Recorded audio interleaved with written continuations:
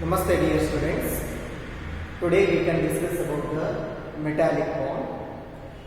This metallic bond is formed in between metal ions as well as sea of electrons. That sort of the bond is called as the metallic bond.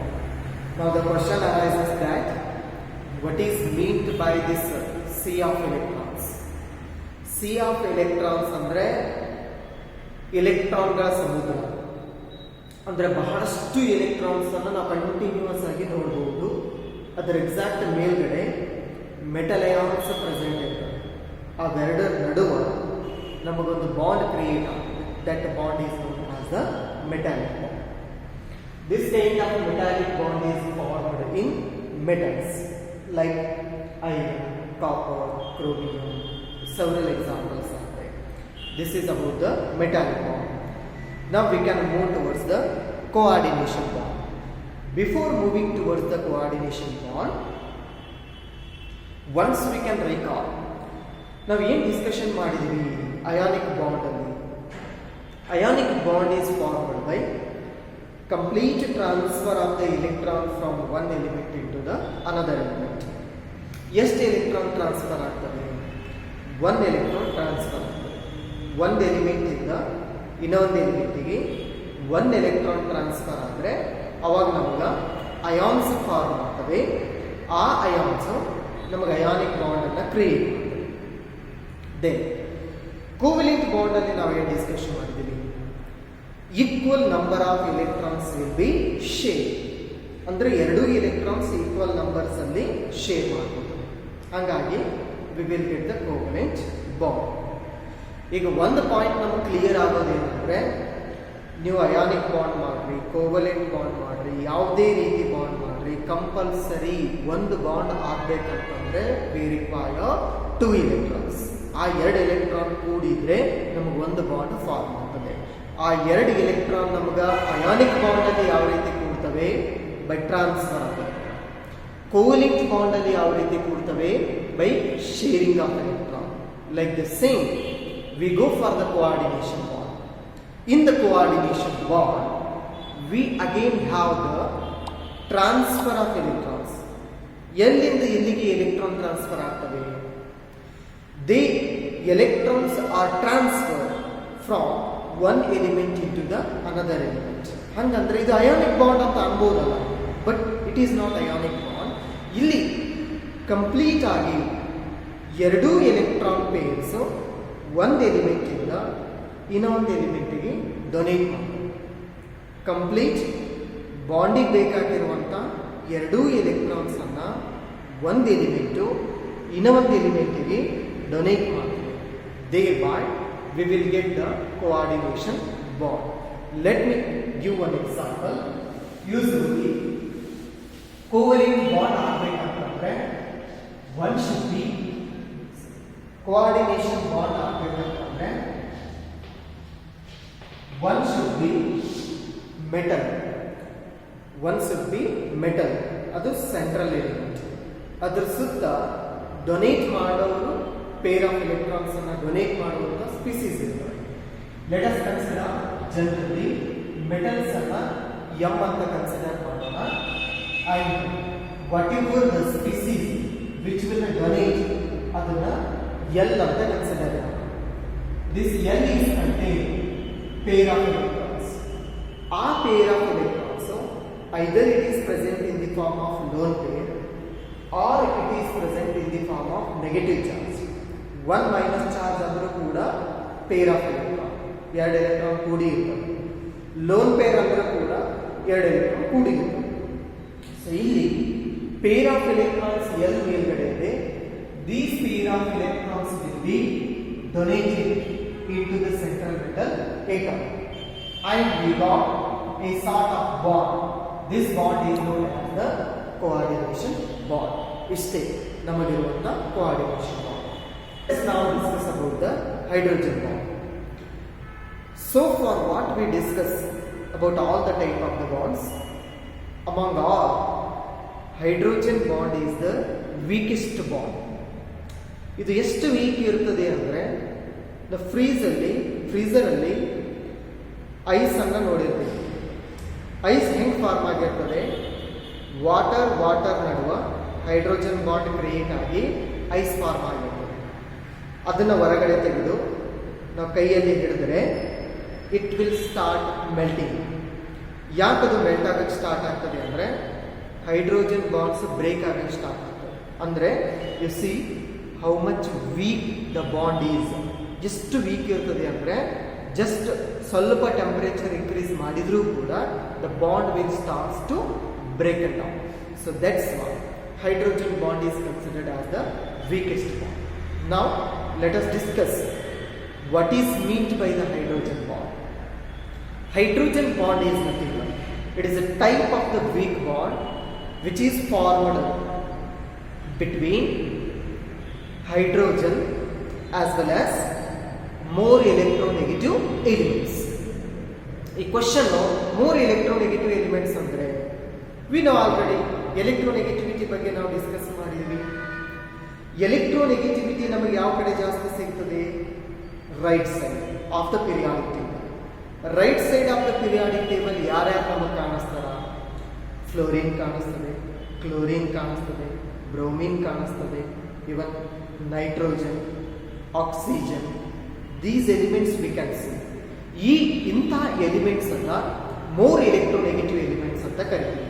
ಅಂದರೆ one side hydrogen ಇರಬೇಕು, ಇನ್ನೊಂದು side ಈ ನಾನು example ಕೊಟ್ಟನಲ್ಲ ಇಂಥ elements ಅಲ್ಲಿ ಯಾವುದಾದ್ರೂ ಒಂದು element ಇದೆ, ಅವೆರಡರ ನಡುವ ಒಂದು ಬಾಂಡ್ ಕ್ರಿಯೇಟ್ ಆಗ್ತದೆ. ಆ ಬಾಂಡ್ ಅನ್ನೇ ಹೈಡ್ರೋಜನ್ ಬಾಂಡ್ ಅಂತ ಕರೀತೀವಿ. ನಾನು ಜಾಸ್ತಿ ಬೇರೆ ಕಡೆ ಹೋಗಲ್ಲ. I will consider water itself because that is our favourite example. Let us consider the water H2O. Let us assume one more molecule of the water. We know these are two molecules of water. ಇದರಲ್ಲಿ one molecule of water is contained hydrogen, another molecule of water is contained oxygen. ನಾಗಲೇ ಹೇಳಿದ್ನಲ್ಲ, it is the bond formed between hydrogen and more electronegative element. Therefore, ಈ hydrogen ಮತ್ತೆ ಈ oxygen ನಡುವ ಒಂದು weak bond create ಆಗುತ್ತೆ. This weak bond is called as the hydrogen bond. This is all about the bond formations. I hope you understand all the type of the bonds. Now, we shall discuss about how to write the molecular formula by using stoichiometry. Especially we can apply for the case of ionic bonds. Ionic bonds ಅಲ್ಲಿ ನಾವು ಯಾವ ರೀತಿ molecular formula ಅನ್ನು ಬರಿಬೇಕು, just we can discuss here. Ionic bond ಅಂದ್ರೆ ನಮಗೆ ಗೊತ್ತಿರುವಾಗ it is formed between the ions. ಒಂದು example, ನಿಮ್ಮ ಫೇವರೇಟ್ ಎಕ್ಸಾಂಪಲ್ ಕನ್ಸಿಡರ್ ಮಾಡ್ಕೊತೀನಿ. That example is NaCl. Okay, ಇವೆರಡು ಕೂಡಿಸಿ ನೀವು ಮೊಲಿಕ್ಯುಲರ್ ಫಾರ್ಮುಲಾ ಬರಿಬೇಕು ಅಂತಂದರೆ ಯಾವ ರೀತಿ ಬರಿಬೋದು? ನೀವು ಚಾರ್ಜಸ್ ಅನ್ನು ನೋಡ್ಕೋಬೇಕು. ಚಾರ್ಜಸ್ ನೋಡ್ಕೊಂಡಾಗ ಸ್ಟೋಕ್ಯೋಮೆಟ್ರಿಯನ್ನು ಯೂಸ್ ಮಾಡ್ಕೋಬೇಕು. ಸೊ ನಾವು ಇಲ್ಲಿ ಯಾವ ರೀತಿ ಸ್ಟೋಕ್ಯೋಮೆಟ್ರಿ ಯೂಸ್ ಮಾಡ್ತೀವಿ ಅಂದರೆ, you have the positive and negative charge species. Positive ಮತ್ತು ನೆಗೆಟಿವ್ ಚಾರ್ಜ್ ಸ್ಪೀಸೀಸಿಗೆ if you have the same magnitude, ಅಂದರೆ ಇಲ್ಲಿ +1 ಅದ, ಇಲ್ಲಿ -1 ಅದ, ಅಂದರೆ ಎರಡೂ ಕಡೆ one magnitude is there. In case same magnitude is there, you have to write as it is. Elements ಅನ್ನ ಜಸ್ಟ್ ಕೂಡಿಸಿ ಬರಬೇಕು ಅಷ್ಟೇ, ಸಿಂಪಲ್ ಫಿನಾಮಿನಾ. therefore ನಾವು ಇದನ್ನ ಕೂಡಿಸಿದ್ರೆ ಯಾವ ರೀತಿ ಬರೀತೀವಿ? NaCl. ಇದು ನಮ್ಮ ಮೊಲಿಕ್ಯುಲರ್ ಫಾರ್ಮುಲಾ ಬರೆಯಬೇಕು. ಆಯಿತು, go for next. In case ಏನಾದರೂ example is like this, Mg+2 and Cl-. ಈ ರೀತಿ ಇತ್ತಂದ್ರೆ ಇವಾಗ ಕ್ರಾಸ್ ಮಲ್ಟಿಪ್ಲೈ ಮಾಡ್ಕೋಬೇಕು. ಹೆಂಗೆ ಕ್ರಾಸ್ ಮಲ್ಟಿಪ್ಲೈ ಮಾಡ್ತೀವಿ? ಇಲ್ಲಿ +2 ಅದ, ಇಲ್ಲಿ ಮೈನಸ್, ಏನಿಲ್ಲ ಅಂದ್ರೆ ಏನಿರ್ತದೆ? 1. Nothing is there in the sense 1 is there. So you do cross multiplication like you take 2 into the Cl, 1 into the Mg. Then what we can write? Mg ಇದರ ಕೆಳಗಡೆ 1 and Cl ಇದರ ಕೆಳಗಡೆ 2. So ಈ 1 ಬರೆದರೂ ನಡೀತದೆ, ಬರೀತಿಲ್ಲ ಅಂತ ನಡೀತದೆ. ಅದಕ್ಕೆ how we can read the molecular formula? MgCl, magnesium chloride. Let us have one more example. If in the sense you have the example like Al plus 3 Cl plus. ಈ ರೀತಿ example ಇದ್ರೆ again you do the cross multiplication. Cross multiplication ಮಾಡಿದ್ರೆ ಏನು ಬರಬಹುದು? 3 ಅನ್ನ ಇದರ ಕೆಳಗಡೆ ಬರುತ್ತೆ, 1 ಅನ್ನ ಇದರ ಕೆಳಗಡೆ ಬರುತ್ತೆ. ಸೊ ನಮಗೆ ಬರುವಂತ ಎಕ್ಸಾಂಪಲ್ ಅಂದ್ರೆ Al ಕೆಳಗಡೆ 1 ಬರೆದ್ರು ಹೋಗಿ, ಬರೆದಿರೋ ಮುಂದ Cl ಕೆಳಗಡೆ 3, AlCl3. I shall give one more example. So after that I will use some of the examples for your homework. Adanna ನೀವು ಮಾಡಿ ನೋಡಿ. Okay, so one more example I shall consider like Al plus 3, then SO4 2 minus. ಈ ಕೇಸಲ್ಲಿ ನಾವು ಏನು ಮಾಡ್ತೀವಿ? ಈ SO4 ಅನ್ನೋದು ಒಂದು ಸ್ಪೀಸೀಸ್ ಆದರೆ Al ಅನ್ನೋದು ಇನ್ನೊಂದು ಸ್ಪೀಸೀಸ್. ನಾವು ಜಸ್ಟ್ ಏನು ನೋಡಬೇಕು, ಏನು ಮ್ಯಾಗ್ನಿಟ್ಯೂಡ್ ಅದ ಅದಷ್ಟೇ ನೋಡ್ಕೋಬೇಕು, ಕೂಡಿಸ್ಬೇಕು, ಬರೀಬೇಕು ಅಷ್ಟೇ, ಇಷ್ಟೊತ್ತು ಮೆಟ್ರಿಯಲ್ಲ. ಅದಕ್ಕೆ ನಾವು ಏನು ಮಾಡ್ತೀವಿ? ಫಸ್ಟಿಗೆ ಐ ಶಾಲ್ ಟೇಕ್ Al. ಅದಕ್ಕೆ ಚಾರ್ಜ್ ಏನು ಬರೀಬೇಕು? ಮ್ಯಾಗ್ನಿಟ್ಯೂಡ್ ಏನಂದ್ರೆ 2. therefore I will write Al2. next you take this SO4 ಅನ್ನುವಂಥದ್ದು ಒಂದು ಸ್ಪೀಸೀಸ್. ಆ ಸ್ಪೀಸೀಸ್ ಕೆಳಗಡೆ ನಾವೇನು ಬರೀಬೇಕು? 3.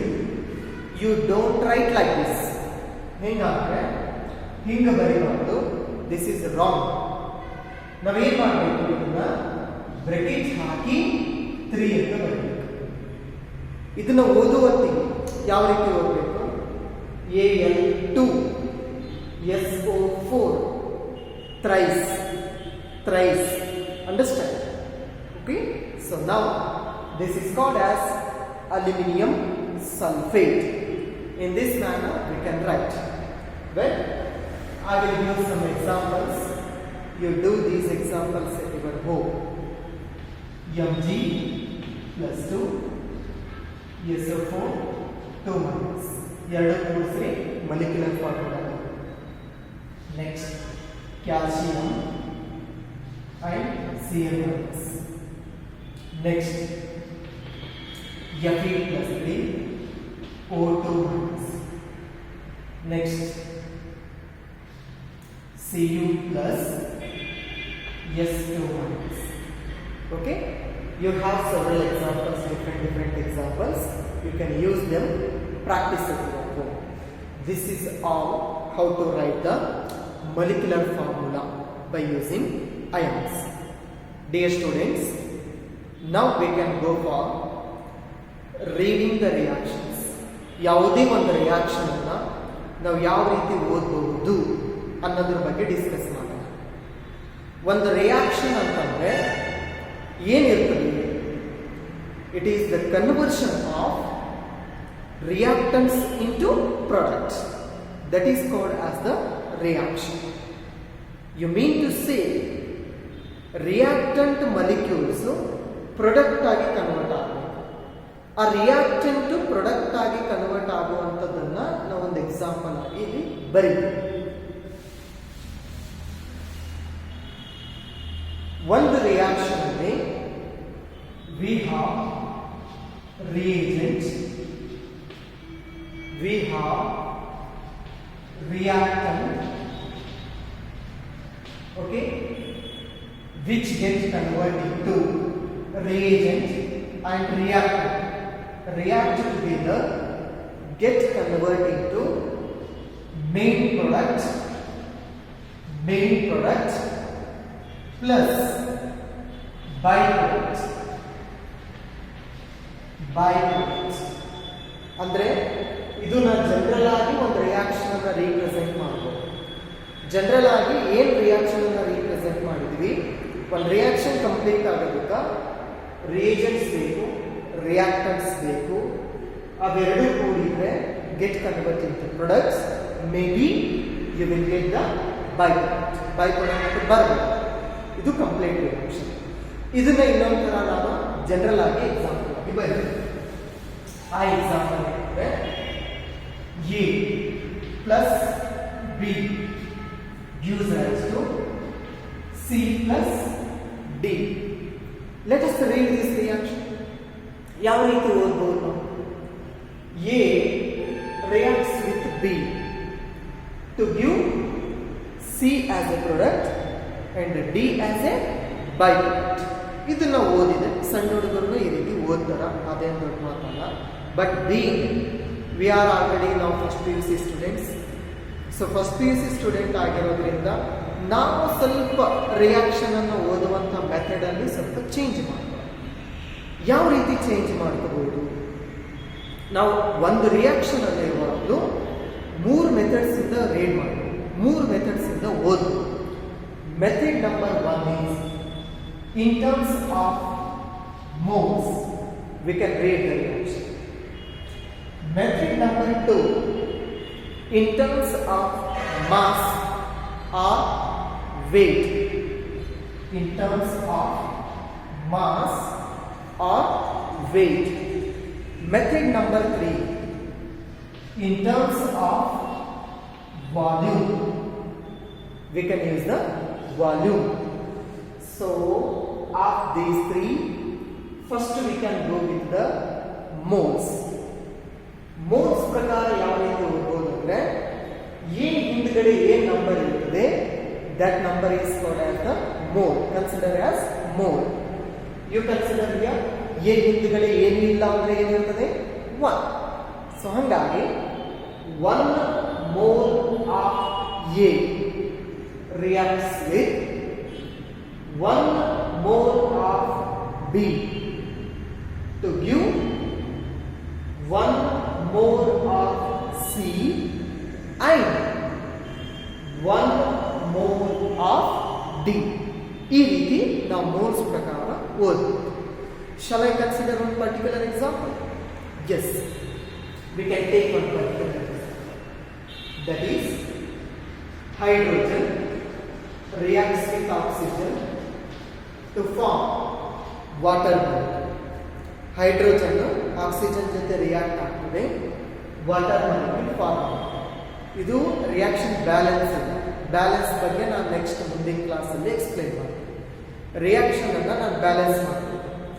ಬ್ಯಾಲೆನ್ಸ್ ಮಾಡಿಕೊಂಡ್ರೆ I shall get this kind of balanced reaction. ಈ ಬ್ಯಾಲೆನ್ಸ್ಡ್ ರಿಯಾಕ್ಷನ್ ಅನ್ನ ನಾವು ಯಾವ ರೀತಿ ಓದ್ಬೋದು ಅಂದ್ರೆ 2 moles of hydrogen gas reacts with 1 mole of oxygen to give 2 moles of water is the way you can read the reaction. Aste simple. Idu moles prakara. Let us now go in terms of mass. Mass prakara ಓದಬೇಕಂದ್ರೆ ಇದರ mass ಅನ್ನು ಕೆಳಗಡೆ ನಾವು ಬರೀತಾ ಹೋಗ್ಬೇಕು. ಇದರ mass ಎಷ್ಟಾಗ್ತದೆ 4 grams. ಇದರ mass ಎಷ್ಟಾಗ್ತದೆ 32 ಗ್ರಾಮ್ಸ್. ಸೊ ಇದರ ಮಾಸ್ ಎಷ್ಟಾಗ್ತದೆ 72 ಗ್ರಾಮ್ಸ್. 72 ಗ್ರಾಮ್ಸ್. Now 36 grams. ಈಗ ಇದನ್ನ ಓದು. ಯಾವ ರೀತಿ ಓದು? 4 gram of hydrogen reacts with 32 grams of the oxygen to give 36 grams of the water. This is the method to read the reaction in terms of mass. Mass prakara. Volume prakara bandre, you remember one thing, that is 1 mole of any substance is equal to any substance 1 mole is contained 22.4 liter of volume. ಅದರ total volume ಎಷ್ಟಿರ್ತದೆ ಅಂದರೆ 22.4 litre. ಯಾವಾಗ 1 mole 2 moles ಇದ್ರೆ 2 into 22.4 litre, 3 moles ಇದ್ರೆ 3 into 22.4 litre. ಹಿಂಗ number of moles ನಮಗೆ ಸಿಗ್ತದೆ. ನಾ you consider here 2 moles of hydrogen. 2 moles of hydrogen ಅಂದ್ರೆ in terms of volume ಎಷ್ಟಾಗಬೇಕು? 44.8 liters. Right? 1 mole of oxygen in terms of volume ಎಷ್ಟಾಗ್ತದೆ? 22.4 liters. Similarly, formed water is 44.8 liters. ಈಗ volume basis ಮೇಲೆ ಓದುವ. ಯಾವ ರೀತಿ ಓದ್ತೀವಿ? 44.8 litre of hydrogen reacts with 22.4 liters of oxygen to give 44.8 liters of water. ಹಿಂಗ reactions ಅನ್ನು ಓದ್ಬೋದು. This is all about the reading of the reaction. Dear students, in our next class, we can discuss about how to find the mass. Mass ಯಾವ ರೀತಿ find out ಮಾಡಬೇಕು ಅದರ ಬಗ್ಗೆ discuss ಮಾಡುವ, and how to balance the reactions. Well,